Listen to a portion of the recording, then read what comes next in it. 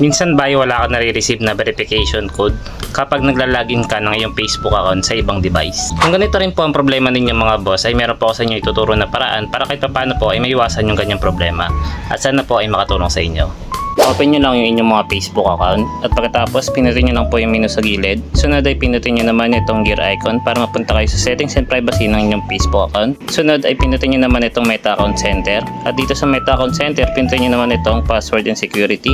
Sunod pinutin nyo naman itong 2-factor authentication. Piliin nyo lang po yung inyong Facebook account at dito pinutin nyo lang po itong additional method. Sunod pinutin nyo naman itong recovery code at itong recovery code na to ay screenshot nyo po at save nyo po yung mga code na yan dahil pwede nyo po yung gamitin pamalit sa verification code na sinesend po ng Facebook para po hindi na po kayo mahirapan mag-login ng inyong mga Facebook account sa ibang device. So yun ang mga boss, sana po ay nagkaroon kayo na idea sa video na ginawa ko at kung nagustuhan nyo naman ito ay isang thumbs up lang at thank you comment ay masaya na ako. Maraming salamat sa inyo mga boss.